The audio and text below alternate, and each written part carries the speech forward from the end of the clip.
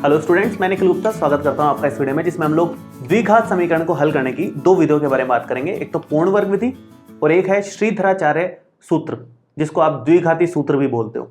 इससे पहले वाले वीडियो में हम लोगों ने गुणनखंड विधि कंप्लीट कर ली थी 4.2 प्रश्नावली तक। उसका लिंक आपको वीडियो के डिस्क्रिप्शन में मिल जाएगा, आप वहां पर जाकर के उसको देख सकते हैं। आगे अब बात करते हैं 4.3 के उदाहरणों की। तो सबसे पहले हम पूर्ण वर्ग विधि सीखेंगे। तो 7 नंबर उदाहरण है। उदाहरण 3 में दिया गया समीकरण पूर्ण वर्ग बनाने की विधि से हल कीजिए। अब इसको पूर्ण वर्ग विधि से हल करके बताना है अपने को। पूर्ण वर्ग विधि से कैसे हल कर सकते हैं हम? देखिए, पूर्ण वर्ग विधि बनाने के लिए फिक्स पैटर्न्स हैं, कुछ स्टेप्स हैं। मैं एक एक स्टेप यहां पर बताता हूं इस वाले क्वेश्चन में, फिर अगला वाले में आपको काफी कंफर्टेबल हो जाएगा। स्टार्टिंग में मतलब पहली बार हम ये वाली मेथड करते हैं तो थोड़ा सा हमारे को अजीब लगता है, क्योंकि एकदम नया है हमारे लिए। पूर्ण वर्ग बनाना इतना कॉमन नहीं है, अभी तक हमने इतने पूर्ण वर्ग बनाए नहीं है, इसलिए हमारे लिए थोड़ा सा नया मेथड है। तो पहली बार में आपको लग सकता है कि भाई ये तो थोड़ा सा मुश्किल जा रहा है, कैसे होगा, समझ नहीं आया। तो आप पेशेंस से, शांति से लास्ट तक देखें, आपको पक्का समझ में आ जाएगा और अगला वाला एग्जाम्पल इजीली खुद से भी कर पाओगे आप। देखिए, शुरू करते हैं। पहला स्टेप ये है पूर्ण वर्ग के लिए कि आप एक्स स्क्वायर का जो गुणांक है उसको 1 बनाओ। इसका गुणांक 2 है, 2 नहीं चाहिए, 1 होना चाहिए। तो 1 बनाने का तरीका यह है कि जो भी इसका गुणांक दे रखा हो उससे पूरी लाइन को भाग लगा दो। तो यहां पर क्या करोगे आप? 2 से भाग देने पर, 2 से भाग देने पर देखो क्या बनेगा। यहां पर एक तो 2 से भाग दोगे, यहां पर 2 से भाग दे दोगे और यहां पर 2 से भाग दे दोगे। तीनों में 2 से भाग दे दिया। 2 से भाग देने पर ये वाला तो कैंसिल आउट हो गया। अपना काम तो हो गया। अपना काम ये था कि एक्स स्क्वायर का गुणांक 1 बनाना है, वो बन गया। माइनस का 5/2 एक्स है, प्लस का 3/2 है, बराबर में 0 हो गया। ये अपना द्विघात समीकरण बन गया। अब पहला स्टेप कंप्लीट। दूसरा स्टेप पूर्ण वर्ग बनाना है। पहले स्टेप में तो एक्स स्क्वायर का गुणांक 1 बनाना है, दूसरे स्टेप में पूर्ण वर्ग बनाना है। कैसे बनाएंगे पूर्ण वर्ग? उसका नियम क्या है मैं यहां लिखता हूं। नियम यह है कि x के गुणांक का आधा करो और उसका वर्ग करके जोड़ना है और घटाना है।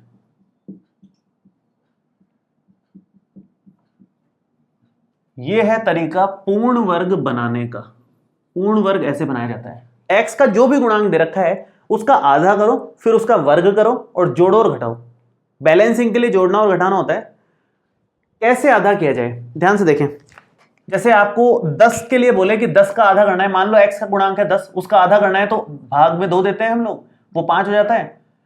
आप इसको ये मत समझो कि 2 का भाग दे रहे हैं आधा करने के लिए, आप ये समझो कि आधा करने के लिए आधे से गुणा कर रहे हैं तो 5 आ रहा है। इससे ये फायदा होगा कि जैसे मान लो यहां पर x का गुणांक कितना दिख रहा है आपको, यहां पर x का गुणांक 5/2 है, तो अगर 5/2 का आधा करना है तो उसको आधे से गुणा करोगे तो सीधा 5/4 आ जाएगा। अदरवाइज आप 2 से भाग लगाते तो फिर वो 2 ऊपर जाता, बड़ा लेंथी हो जाता, वो मुश्किल पड़ता है फिर अपने को। तो आप बस ये ध्यान रखो कि अगर x का गुणांक थोड़ा ऊटपटांग सा है, उसका आधा करना है तो आधे से गुणा कर दो ना, सीधा काम खत्म। आधे से गुणा करके इसका आधा निकाल लेंगे हम लोग। तो इसका आधा कितना आया? 5/4। ठीक है, अब आगे बढ़ते हैं हम लोग दूसरे स्टेप की तरफ कि पूर्ण वर्ग बना रहे हैं। पूर्ण वर्ग बनाने के लिए ये काम करना है तो ये काम कर रहे हैं। कैसे करेंगे? एक्स स्क्वायर माइनस 5/2x तो अपनी जगह पर रहने दो। अब इसका आधा किया, कितना आया? 5/4। उसका वर्ग जोड़ रहे हैं और वर्ग ही घटा रहे हैं। ये काम एक्स्ट्रा किया है और ये चीज लास्ट में एज इट इज। हमेशा इसके जस्ट बाद ही करना है, ये काम फिक्स्ड है ये। ठीक है, ये मेथड फिक्स्ड है। अब यहां के बाद में आप नोटिस करोगे ये जो चीज है ये पूर्ण वर्ग बन गई आपकी। ये x माइनस 5/4 का होल स्क्वायर है, ये पूर्ण वर्ग हो गया। ये x माइनस 5/4 का ये होल स्क्वायर हो गया। देखो ध्यान से कैसे हुआ। a square, a minus b का होल स्क्वायर क्या होता है? a स्क्वायर b स्क्वायर और 2ab। ये 2ab है, 2 इंटू एक्स इंटू 5/4 करोगे तो यही आएगा। तो इस तरीके से ये पूर्ण वर्ग बनेगा ही बनेगा। अगर यहाँ माइनस है तो बीच में माइनस आएगा, यहाँ प्लस है तो बीच में प्लस वाला बनेगा। वो फिक्स रहेगा काम हमेशा ही। बाकी का काम क्या करना है, इसको थोड़ा स्क्वायर करके लिख लो। तो ये 5 का स्क्वायर 25 और 4 का स्क्वायर 16 हो जाएगा। इधर 3/2 चल ही रहा है, बराबर में 0 चल रहा है। इन दोनों संख्याओं का आप उस तरफ ले जाओ, थोड़ा आसान हो जाएगा हमारे लिए। उस तरफ लेके जाओगे तो ये x माइनस 5/4 का वर्ग बराबर होगा 25/16 माइनस 3/2। ये उधर जाकर के प्लस का और ये उधर जाकर के माइनस का। अब हम यहां पर एलसीएम ले लेते हैं आगे का काम करने के लिए। तो ये x माइनस 5/4 का वर्ग बराबर आएगा, यहाँ 16 एलसीएम आएगा 2 और 16 में से, और यहाँ पर बच जाएगा आपका 25, और इधर ये 16 अगर एलसीएम लिया तो 2 का भाग गया 8, 8 या 24 यहाँ पर आएगा। तो x माइनस 5/4 का वर्ग बराबर आया 1/16 के। अब यहाँ तीसरे स्टेप में थोड़ा ध्यान देने वाली बात है, इसको हल ही करना है, कोई स्टेप नहीं है ये। वैसे स्क्वायर हटाने का क्या रूल होता है, स्क्वायर हटाओगे तो प्लस माइनस साइन लगेंगे, दोनों साइन लगाए जाते हैं प्लस और माइनस के। तो स्क्वायर हटाओ यहां से और यहां बनेगा x माइनस 5/4 बराबर प्लस माइनस 1/16 का अंडर रूट। स्क्वायर हटाया, रूट लगाया, लेकिन साथ में प्लस माइनस लगाया जाता है, ये स्क्वायर का नियम है। अब यहां पर इसको आप ध्यान से देखो तो प्लस माइनस 1/4 बन गया, मतलब x माइनस 5/4 बराबर है प्लस माइनस 1/4 के। तो एक बार तो प्लस का 1/4 ले लो और एक बार माइनस का 1/4 ले लो, दो आंसर आएंगे इससे। तो यहां पर x माइनस 5/4 को एक बार तो प्लस के 1/4 के बराबर करोगे और x माइनस 5/4 को एक बार माइनस के 1/4 के बराबर करोगे, दोनों ही करना है, दो आंसर आएंगे। हमने पिछले वाले प्रश्नावली में मतलब गुणनखंड विधि में भी देखा था कि दो आंसर आते हैं, वैसे यहां भी दो आंसर आएंगे सिंपल में, एक बार प्लस साइन लेकर के एक बार माइनस साइन को लेकर के। अब इसके आगे आप इसको उधर ले जाओ, माइनस के 5/4 को थोड़ा हल कर लो, 5/4 प्लस 1/4 हो रहा है ये। तो आप एलसीएम लोगे तो 5 प्लस 1 मतलब 6/4, जिसका मतलब हो गया 3/2। तो एक आंसर तो 3/2 आ गया। दूसरा उधर से निकाल लो, दूसरा क्या आएगा, x बराबर ये उधर आएगा तो 5/4 प्लस का हो जाएगा और माइनस का 1/4 है ही, 5 माइनस 1/4 मतलब 4/4, जिसका मतलब हो जाएगा 1। तो x के दो मान आए, एक तो 3/2 और एक 1, दो आंसर आ गए। इस तरह से हमें हल करना होता है। स्टेप्स क्या है एक बार फिर से सुन लो। पहला स्टेप है कोई भी समीकरण आपको दे दे, कोई भी द्विघात समीकरण, पूर्ण वर्ग अगर बनाना है, पहला स्टेप है x स्क्वायर का गुणांक 1 बना लो। 1 बनाने का क्या तरीका, अगर 1 दे रखा है तो बहुत अच्छी बात है, आगे बढ़ जाओ सीधा। नहीं दे रखा तो 1 बनाने का यह तरीका है कि यहां पर जो भी लिखा है, प्लस का लिखा हो भले माइनस का लिखा हो, उससे पूरी लाइन को भाग लगा दो। पूरी लाइन को भाग लगाओगे तो गुणांक 1 बन जाएगा।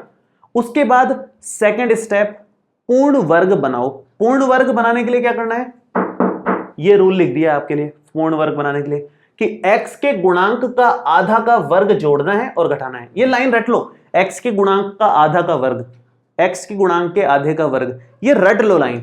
तो x के गुणांक के आधे का वर्ग करके जोड़ना है और घटाना है, और आधा करने का क्या तरीका है, आधे से गुणा कर दो, आधा हो जाएगा। तो 5/2 का आधा किया यहां पर, ये 5/2 था x का गुणांक, उसका आधा किया 5/4 आ गया, उसी का स्क्वायर जोड़ा और घटाया, और जो जोड़ा है वो पहले लिखना है हमेशा, और ये हमेशा पूर्ण वर्ग बनेगा। बाकी की संख्या जो है वो यहां आ गई, उस तरफ लेके गए, थोड़ा हल किया, एलसीएम लिया, यहां तक पहुंच जाएंगे। एक खास बात जो ध्यान देनी है, स्क्वायर हटाने वाली, स्क्वायर हटाओगे तो प्लस माइनस साइन आएगा अंडर रूट के साथ में, ये बस वेन ध्यान में रखने हैं। प्लस माइनस साइन आ गया तो एक बार प्लस साइन ले लो, एक बार आप माइनस साइन ले लो और x के दोनों मान निकाल लो। ये है तरीका पूर्ण वर्ग विधि का। स्टेप्स आपको क्लियर होंगे तो आराम से आप कर पाओगे। एक एग्जांपल और लेते हैं, 8वां नंबर, आपको और क्लियर होगा कि किस तरह से क्वेश्चंस को हल करना होता है। देखिए 8वां उदाहरण है कि पूर्ण वर्ग बनाने की विधि से समीकरण 5x square minus 6x minus 2 बराबर 0 के मूल ज्ञात कीजिए। मूल निकालने का मतलब वही है कि x के मान निकालने हैं हमारे को, पूर्ण वर्ग विधि का यूज लेकर के। पूर्ण वर्ग हमने सीखा है, उसका इस्तेमाल करेंगे। ध्यान से देखें, मैं पहले समीकरण लिख देता हूं, 5x की घात 2 माइनस 6x माइनस 2 बराबर में 0। सबसे पहला रूल, पहला स्टेप, x स्क्वायर का गुणांक 1 है क्या, नहीं है तो 1 बनाओ। 1 बनाने का क्या तरीका, 5 से भाग दे दो, जो भी दिख रहा है उससे भाग दे दो। 5 से भाग देने पर कितना आएगा, ये आएगा 5x की घात 2/5, 6x बटे 5, 2/5 और बराबर में 0/5। 0/5 तो 0 ही होता है, उसको लिखने की वैसे कोई जरूरत नहीं है, एक बार लिख देता हूँ चलो मैं। कितना बनेगा, ये 5 से 5 कटेगा तो x square minus 6/5x minus 2/5 और 0/5 मतलब 0। ठीक है, ये हमारा समीकरण बन गया। अब इस समीकरण से आगे बढ़ना है हमारे को, तो दूसरा स्टेप, x के गुणांक का आधे का वर्ग जोड़ना है और घटाना है। पूर्ण वर्ग बनाने के लिए ये स्टेप है, जो कि है x के गुणांक का आधा। x का गुणांक कितना है, पहले तो ये देखो, x का गुणांक है 6/5, इसका आधा करना है। तो आधा करने का नियम मैंने आपको बताया कि आधे से गुणा कर दो, उसी से वो आधा हो जाएगा। तो ये कटेगा तो 3/5 हो गया ये हमने आधा कर दिया इसको, x का गुणांक। तो अगला स्टेप यहां करते हैं, x square minus 6/5x plus में x के गुणांक का आधे का वर्ग जोड़ेंगे और घटाएंगे। बाकी सब ऐसे कैसे, माइनस का 2/5 भी ऐसे कैसे, बराबर में 0। आगे की कहानी ये है कि हमेशा ही ये जो टर्म है ये पूर्ण वर्ग बनेगी ही बनेगी। इसको आप क्या लिख सकते हो, x माइनस 3/5 का whole square, a square plus b square minus 2ab, हमेशा ही बनेगी वो। और ये जो माइनस के हैं, पहले तो इसको लिख लो स्क्वायर को, 3 का स्क्वायर होता है 9, 5 का स्क्वायर होता है 25 और माइनस का 2/5 बराबर में 0। दोनों माइनस की संख्याओं को उस तरफ लेके आ जाओ, उस तरफ लेके आओगे तो x माइनस 3/5 का स्क्वायर बराबर हो जाएगा 9/25 और प्लस में 2/5। एलसीएम भी ले लो, x माइनस 3/5 का होल स्क्वायर बराबर हो जाएगा 25। अगर यहाँ एलसीएम आ जाए तो ये बनेगा 9 प्लस 5, यहाँ से 5 दूना 10, आंसर आया 19/25। 19/25 हो रहा है इसका वर्ग। तो अब इसको आगे स्क्वायर हटाएंगे, उस तरफ करता हूं मैं, ध्यान से देखेंगे। x माइनस 3/5 का वर्ग बराबर है 19/25 के। मैंने आपको बताया था पिछले वाले एग्जाम्पल में कि जब भी स्क्वायर हटाओगे तो अंडर रूट लगेगा, अंडर रूट के साथ में प्लस माइनस साइन भी लगेगा। ये एक इंपॉर्टेंट बात है। तो यहां पर ये x माइनस 3/5 बराबर आएगा प्लस माइनस साइन के साथ अंडर रूट में 19/25 के। तो ये हो गया x माइनस 3/5 बराबर प्लस माइनस अंडर रूट 19 बटे, इसका तो अंडर रूट निकल नहीं सकता 19 का, तो 25 का तो निकल सकता है, उसको तो 5 लिख लें हम लोग। ठीक है, अब प्लस और माइनस दो साइन दिख रहे हैं हमारे को, दोनों से अलग अलग आंसर आएंगे। तो एक बार तो आप क्या करो, x माइनस 3/5 के बराबर में प्लस का अंडर रूट में 19/5 लिख लो। और एक बार आप क्या करो, इस तरफ कर देता हूं मैं, x माइनस 3/5 के बराबर में माइनस का 19 बटे अंडर रूट में 19/5 लिख लो। ये दो काम करने हैं अपने को। अब x बराबर ये इधर जाएगा तो अंडर रूट में 19/5 तो है ही पहले से, माइनस का प्लस हो जाएगा 3/5। आप 5 एलसीएम में लेना चाहो तो ले सकते हो, अंडर रूट में 19 प्लस में 3, ये हमारा फाइनल x का मान आ गया। बड़ा अजीब सा दिखने वाला मान है, लेकिन यही आंसर है, इसका कोई उपाय नहीं और। ठीक है, कहीं कोई दिक्कत नहीं है, सही आंसर है। उसकी बात करते हैं एक बार। उसकी अगर बात करो तो x ये भी उधर जाएगा प्लस में, x बराबर माइनस का अंडर रूट में 19/5 और प्लस में 3/5 रहेगा। आप एलसीएम ले लो, 5 आएगा, माइनस का अंडर रूट 19 और प्लस में 3 यहाँ बच रहा है। ये x का मान आया है। ये भी थोड़ा अजीबो गरीब सा मिल रहा है आपको, जो भी मिल रहा है कोई दिक्कत नहीं है, वही आंसर है। ठीक है, तो कभी कभी क्वेश्चंस में थोड़े से अजीबो गरीब अंडर रूट में आंसर भी आ सकते हैं। अगर ऐसे आंसर आए तो टेंशन नहीं लेना, वो सही है आंसर। दूसरी बात, अगर आप इसको गुणनखंड विधि से करते हैं तो ये हल नहीं हो पाता आसानी से, और उसमें इस तरह का आंसर नहीं बन पाता है। तो गुणनखंड विधि से कभी कभी क्वेश्चन सॉल्व नहीं हो पाते हैं, इसलिए हमारे को पूर्ण वर्ग विधि की जरूरत पड़ी। और पूर्ण वर्ग विधि के भी बाद में हमारे को श्रीधराचार्य की जरूरत पड़ी। वो क्यों जरूरत पड़ी वो हम आगे डिस्कस करेंगे। हम लोग एग्जाम्पल नंबर 9 लेते हैं। देखिए, एक एग्जाम्पल और करते हैं पूर्ण वर्ग का, और अच्छी प्रैक्टिस हो जाएगी। उसके बाद सीधे क्वेश्चंस में आएगा ये। दूसरे उदाहरण फिर श्रीधराचार्य सूत्र के हैं। ठीक है, शुरू करते हैं। देखो, पूर्ण वर्ग सेम क्वेश्चन है। पूर्ण वर्ग बनाने की विधि से समीकरण 4x square plus 3x plus 5 के मूल ज्ञात कीजिए। तो मैं पहले समीकरण लिख लेता हूं, फिर हम स्टेप बाय स्टेप उसको हल करते हैं। समीकरण है 4x स्क्वायर और ये 3x और ये 5 और बराबर में 0। पहला स्टेप, x स्क्वायर का गुणांक चेक कर लो। गुणांक चेक किया, एक नहीं है तो एक बनाना है। बनाने का तरीका उसी से भाग लगाना है। तो 4 से भाग देने पर 4 से भाग देने पर क्या रिजल्ट आता है, 4 से भाग दिया तो ये बनेगा 4x स्क्वायर में 4 का जाएगा, 3x में 4 का भाग जाएगा, 5 में 4 का देंगे, 0 में 4 का देंगे। तो यहाँ तो 4 से 4 कट गया और सिंपल x स्क्वायर बच गया। ये 3/4x हो गया और ये 5/4 है और ये बराबर में 0 है। 0/4 0 होता है। अब अगला स्टेप पूर्ण वर्ग बनाना है। इसको कैसे बनाएंगे वो लिखा हुआ है तरीका। x के गुणांक का आधे का वर्ग जोड़ना है और घटाना है। x का गुणांक यहां पर कितना दिख रहा है, x का गुणांक है 3/4, तो 3/4 का आधा करना है तो उसको आधे से गुणा कर दो, वो 3/8 बन जाएगा। ये हमारा आधा हो गया। आधा हो गया तो वर्ग करके जोड़ दो और घटा दो, तो 3/4x प्लस 3/8 इसका आधा है, उसका वर्ग जोड़ा और उसका वर्ग घटा दिया, 5/4 और बचा है, इसको भी लिख लो और बराबर में 0। ठीक है। अब आगे की कहानी यह है कि इसको पूर्ण वर्ग लिख लो आप। जैसे ये a square plus b square plus 2ab या x square plus y square plus 2xy, तो x प्लस वाई का होल स्क्वायर हो जाएगा। किसका, x, और इधर से लो 3/8, उसका हो जाएगा whole square, a square b square और 2ab। माइनस में 3 का स्क्वायर करोगे तो 9 आएगा और 8 का स्क्वायर करोगे तो 64 आएगा, प्लस में 5/4 और बराबर में 0। ये हो जाएगा x प्लस 3/8 का स्क्वायर बराबर में 9/64 और माइनस में 5/4। भाई ये दोनों उधर जाएंगे तो ये माइनस का उधर जाकर के प्लस हो जाएगा, ये प्लस का उधर जाकर के माइनस हो जाएगा। यहां क्या बनेगा आगे, x प्लस 3/8 का स्क्वायर बराबर में 64, अगर आप एलसीएम में लेते हो तो ये बनेगा 9 माइनस, ध्यान से देखेंगे इसको, 4 का भाग दोगे इसमें 16, तो 16 पंजे 80 आ रहा है, तो ये कितना बनेगा, ये हमारा बनेगा 80 में से 9 जाएंगे, माइनस का 71/64 के बराबर। अब इसको मैं एक बार इधर लिख करके आगे कंटिन्यू करता हूं। तो x प्लस 3/8 का स्क्वायर बराबर है माइनस का 71/64। एक बात हमेशा ध्यान लें, किसी भी संख्या के वर्ग का मान ऋणात्मक नहीं आ सकता, इसलिए इसका आगे हल संभव नहीं है। ऐसा हो सकता है कि किसी द्विघात समीकरण का हल संभव ना हो।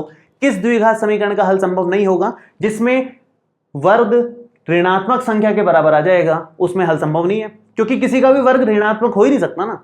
ये नेगेटिव नंबर है इस तरफ तो, और ये किसी ना किसी का वर्ग है। पॉजिटिव नंबर का स्क्वायर करो या नेगेटिव का स्क्वायर करो, कभी भी रिजल्ट नेगेटिव नहीं आ सकता, तो मतलब ये गलत हो गया। तो आप यहां लिखोगे कि किसी संख्या का वर्ग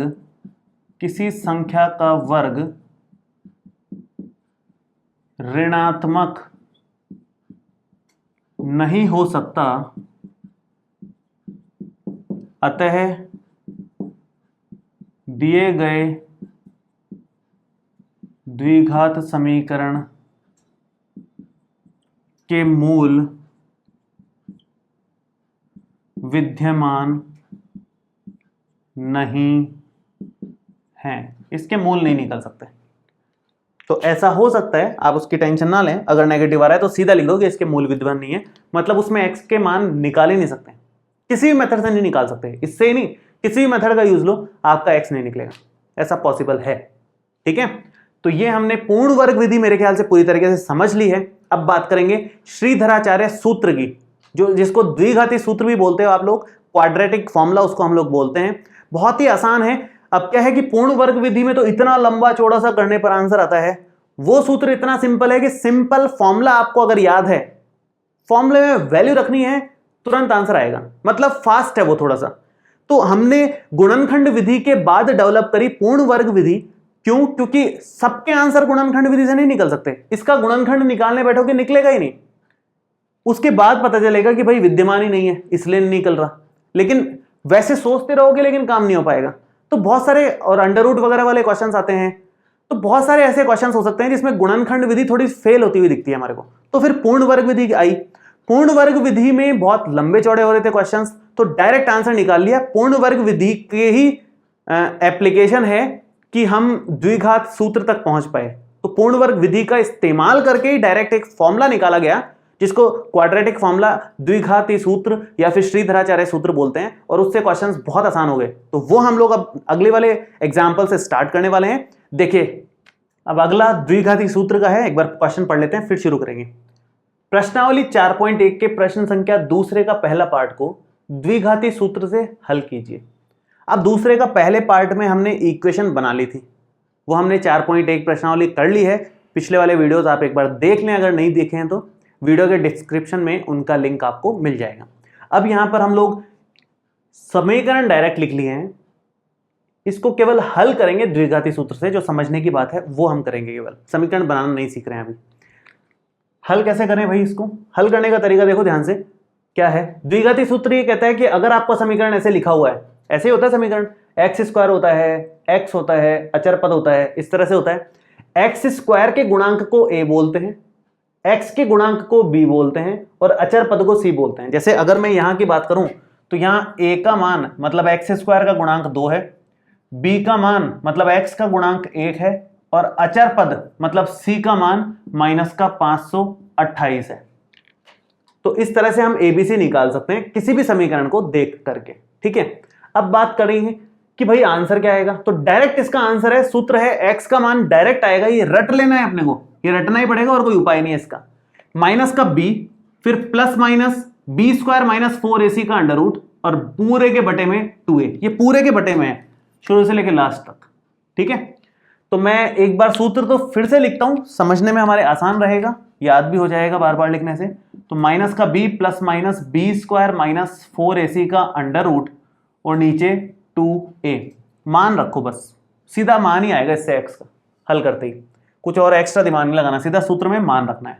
b का मान 1 है तो माइनस का ये 1 हो गया, माइनस पहले से ही था यहाँ पर, प्लस और माइनस दोनों लगाना है। बी स्क्वायर का मतलब 1 का स्क्वायर माइनस 4, ए का मतलब है 2 और सी का मतलब है माइनस का 528 अंडर रूट, और भाग दोगे तो 2a, ए का मतलब है 2, तो 2 इंटू 2।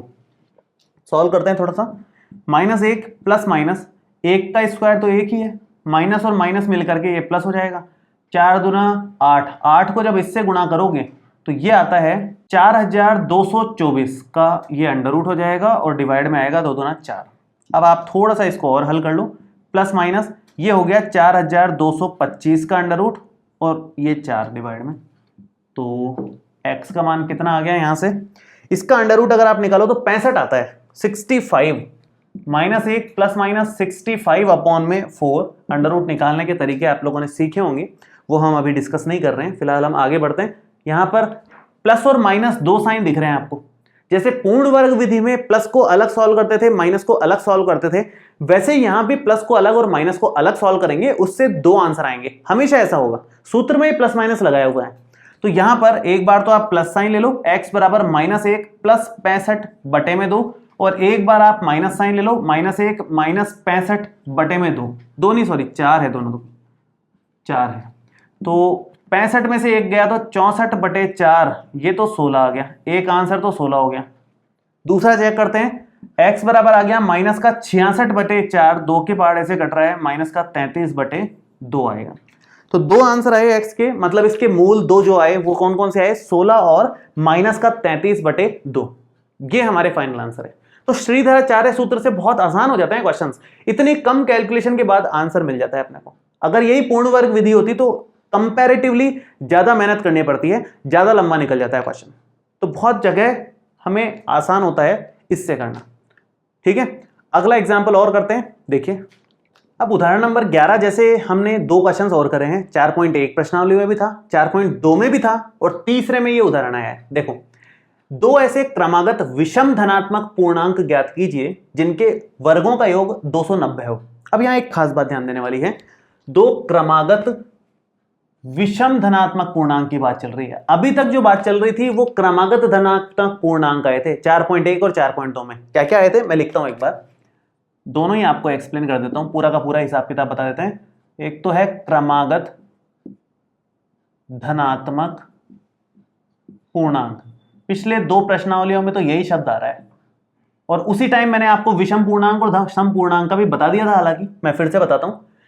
एक तो क्रमागत धन पूर्णांक हो सकता है, या फिर पूछ सकता है क्रमागत विषम धनात्मक पूर्णांक, विषम धनात्मक पूर्णांक, या फिर पूछ सकता है क्रमागत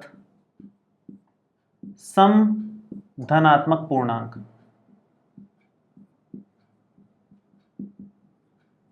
ये तीन बातें पूछी जा सकती है, मतलब ये तीन चीजों के बारे में बात हो सकती है। तो हमें क्या क्या अज्यूम करना होता है। क्रमागत धनात्मक पूर्णांक किस तरह के होंगे, जैसे हो गया 4 और 5, एक के बाद एक आने वाले धनात्मक पूर्णांक यही होते हैं। 10 हो गया, 11 हो गया, ऐसे कोई भी ले लो दो। तो इसको अज्यूम इस तरह से करते हैं कि अगर एक को आपने x मान लिया तो दूसरा उसके जस्ट आगे वाला ही होता है धनात्मक, तो x प्लस 1 होता है दूसरा वाला। पहले वाले को आपने x मान लिया तो दूसरा वाला अपने आप ही x प्लस 1 होगा। क्रमागत का मतलब यह है लगातार आने वाले, बीच में गैप नहीं आएगा। लेकिन क्रमागत विषम धनात्मक पूर्णांक की बात है तो केवल विषम संख्या ले सकते हैं, जैसे 3 के बाद फिर सीधा 5 लेना पड़ेगा, क्योंकि क्रमागत विषम धनात्मक पूर्णांक की बात है, केवल धनात्मक पूर्णांक नहीं बोला, विषम वर्ड यूज लिया है तो विषम वाले लेने हैं।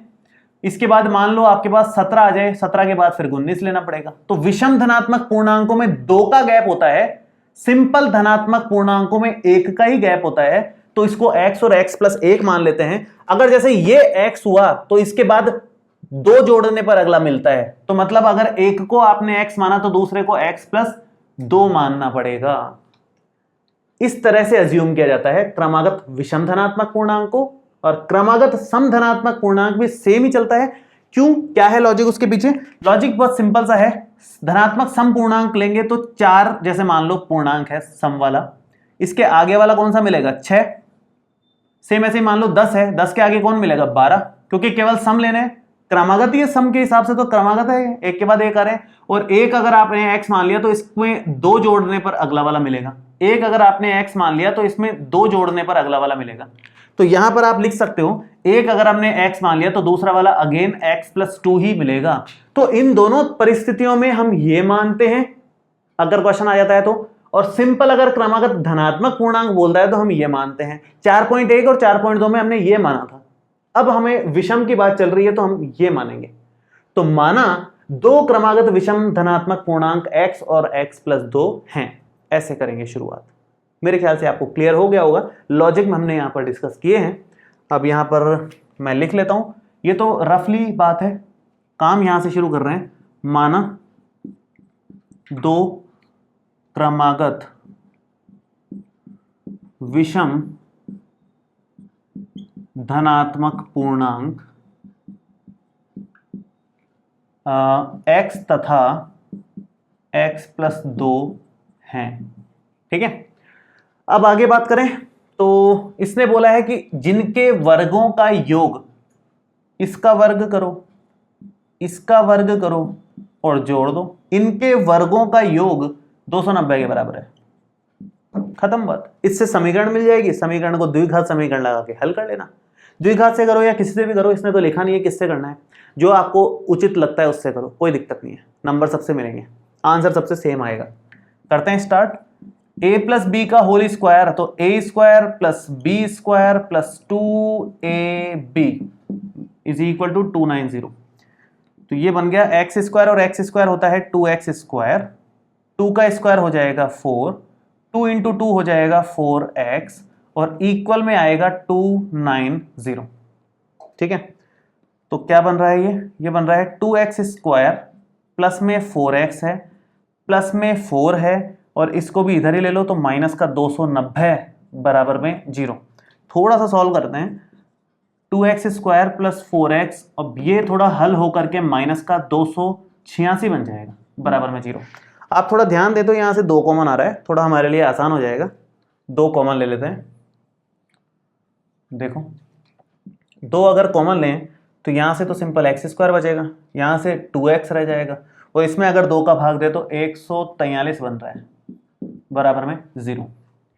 2 का भाग दे दो उधर 0 में, अगर इस 2 का 0 में भाग दे देते हो तो x square plus 2x minus 143 बराबर 0/2, वो 0 ही आएगा, लिखने की जरूरत नहीं है, पहले छोड़ दो इसको ऐसे ही। अब इसको गुणनखंड विधि से हल करना तो बहुत मुश्किल है, 143 के गुणनखंड करने बहुत मुश्किल पड़ेंगे। गुणा में तो 143 लाना बहुत मुश्किल है। एक काम करो, आप इसको श्रीधराचार्य सूत्र से ही कर लो, तुरंत हो जाएगा काम अपना, क्योंकि पूर्ण वर्ग से भी बहुत लंबा चल जाता है क्वेश्चन। इससे कर लेते हैं। इससे करने के लिए ABC के मान हमें चाहिए होंगे। तो A का मान यहाँ पर साफ साफ दिख रहा है, एक्स स्क्वायर का गुणांक 1 है। B का मान हमें साफ साफ दिख रहा है, x का गुणांक 2 है। और C का मान भी क्लियरली दिख रहा है, माइनस का 143 अचर पद, ये C का मान हो गया।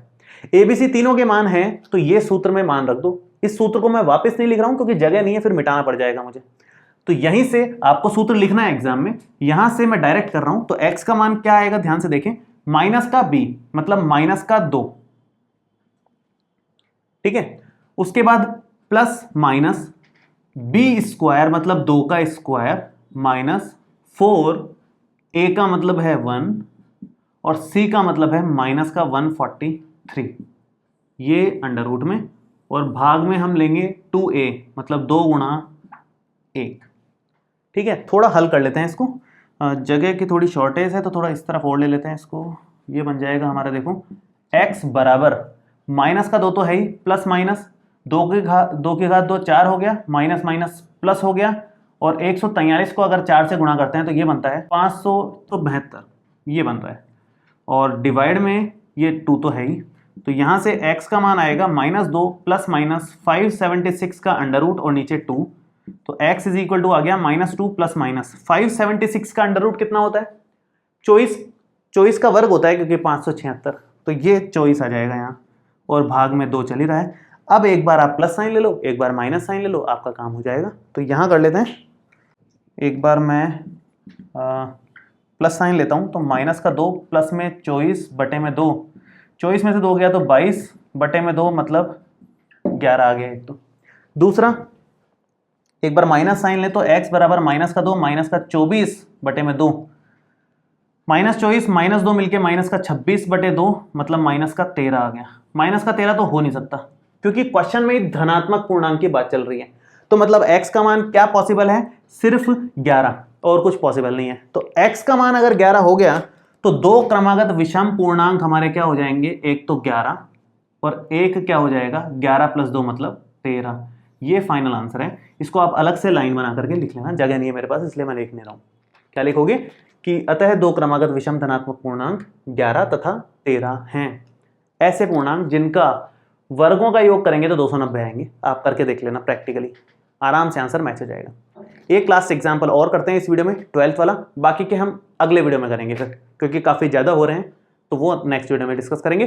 12 देखिए एक बार, देखिए बहुत ही बढ़िया क्वेश्चन है, ध्यान से देखेंगे।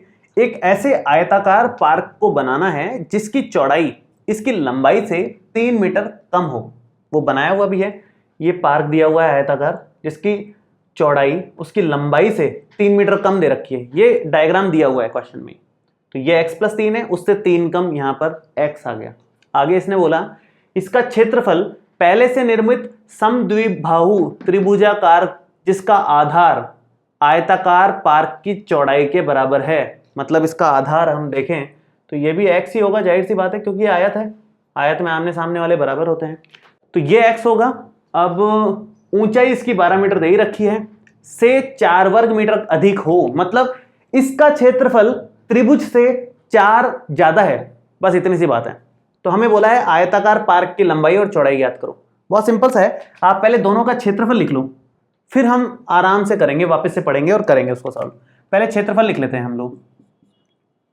आयत का क्षेत्रफल क्या होता है, आयत का क्षेत्रफल होता है लंबाई गुणा चौड़ाई, तो वो आएगा लंबाई गुणा चौड़ाई, ठीक है। तो लंबाई कितनी है, लंबाई है x+3, चौड़ाई है हमारी x के बराबर, तो ये क्या बन जाएगा, गुणा करें तो x² प्लस में 3x के बराबर हो जाएगा, ये हमारा बन गया, ठीक है। अब आयत का क्षेत्रफल आ गया है तो त्रिभुज का क्षेत्रफल लिख लो एक बार। त्रिभुज का क्षेत्रफल का सूत्र होता है 1/2 गुणा आधार गुणा ऊंचाई, तो ये बन जाएगा 1/2 गुणा आधार का मतलब है x, ऊंचाई का मतलब है 12, तो अगर यहाँ से 2 से 12 कैंसिल आउट करें 6 बार कटेगा, तो ये कितना बन जाएगा 6x, ये हमारा बन जाएगा। तो आयत का क्षेत्रफल हमने निकाल लिया, त्रिभुज का क्षेत्रफल हमने निकाल लिया। अब क्या बोला है इसने, दोनों के क्षेत्रफलों में क्या संबंध बोला है? आयत का क्षेत्रफल, इसका मतलब आयत का क्षेत्रफल पहले से निर्मित समद्विबाहु त्रिभुजाकार पार्क जिसका आधार ये सब है से 4 वर्ग मीटर अधिक है। मतलब आयत का क्षेत्रफल जो है, देखो यहां पर आयत का क्षेत्रफल जो है वो त्रिभुज के क्षेत्रफल से 4 ज्यादा है, ऐसा बोला है इसने। बस इतनी सी बात है, 4 वर्ग मीटर ज्यादा है। अब हमें आयताकार पार्क की लंबाई और चौड़ाई निकालनी है, मतलब x निकालना है। x आ गया तो लंबाई चौड़ाई दोनों आ जाएगी। x कैसे निकालेंगे, रख दो यहाँ मान। आयत का क्षेत्रफल कितना है, x स्क्वायर प्लस 3x है। त्रिभुज का क्षेत्रफल कितना है, 6x है और प्लस में 4 है। इसको थोड़ा सा हल कर लो, हल करने के लिए एक तरफ ले लो, तो x square plus 3x minus 6x minus 4 बराबर में 0। तो ये कितना आ जाएगा, ये आएगा x स्क्वायर, ये दोनों हल होके माइनस का 3x बनेंगे, तो x स्क्वायर माइनस का 3x और माइनस का 4 बराबर 0। तो माइनस का 4 बराबर 0। ये बहुत ही आसान सी इक्वेशन आ गई। इसको तो आप गुणनखंड विधि से कर लो, 4 लाइन में सीधा आंसर आएगा। गुणनखंड विधि से सबसे फास्ट होता है काम, क्योंकि तो छोटे से समीकरण हो तो गुणनखंड विधि बेस्ट होता है। तो गुणनखंड विधि के लिए हम देखेंगे कि जोड़ने या घटाने पर तो हमारे को चाहिए माइनस का 3 और गुणा करने पर हमारे को चाहिए माइनस का 4।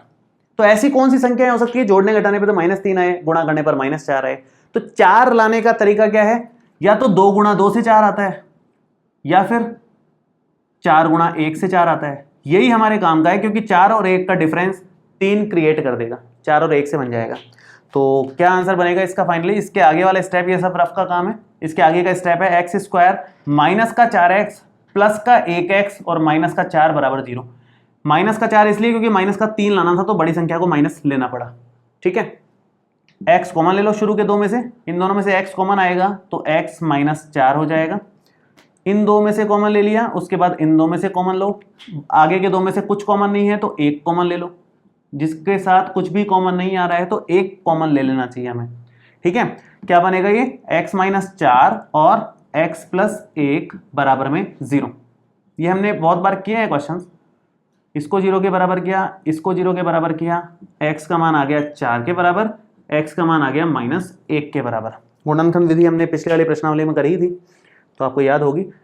x का मान 4 काम का है, -1 काम का नहीं है। क्यों नहीं है -1 काम का? क्योंकि x है चौड़ाई, चौड़ाई कभी ऋणात्मक हो नहीं सकती, चौड़ाई तो धनात्मक ही होगी। तो 4 मीटर चौड़ाई आ गई हमारे पास। तो यहाँ पर x का मान, आयताकार पार्क की लंबाई और चौड़ाई की बात चल रही है, तो चौड़ाई तो हमारे पास आ गई 4 मीटर। ठीक है, रही बात लंबाई की, लंबाई है हमारे पास x प्लस 3 मतलब 4 प्लस 3 मतलब 7 मीटर। ये हमारा फाइनल आंसर आया, 4 और 7। इस तरह से क्वेश्चन को सॉल्व करना था। तो डायग्राम अगर आपने बनाया है साफ सुथरा, तो उसके बाद तो सिंपल क्षेत्रफल लिखें और क्षेत्रफलों में संबंध जो क्वेश्चन में बोला गया था वो लिखा है। और क्वेश्चन भी इस तो बहुत आसान सा ही था, मतलब इक्वेशन बहुत आसान बनी थी, आंसर तुरंत आ गया इसका। ठीक है, तो ये हमने 12 उदाहरण तक कर लिए हैं। उदाहरण नंबर 13, 14 और 15 बचे हुए हैं। उसमें से भी स्पेशली 15 वाला बहुत ही खास उदाहरण है, हम लोग नेक्स्ट वीडियो में डिस्कस करेंगे, क्योंकि 13 वाला उदाहरण के भी 3 पार्ट हैं और 14 के भी 2 पार्ट हैं, तो काफ़ी ज़्यादा एग्जाम्पल्स हो जाएंगे फिर। ठीक है, तो वीडियो में कोई भी डाउट हो आप नीचे कमेंट बॉक्स में लिख सकते हैं। मिलते हैं आपसे अगले वीडियो में। Thank you so much.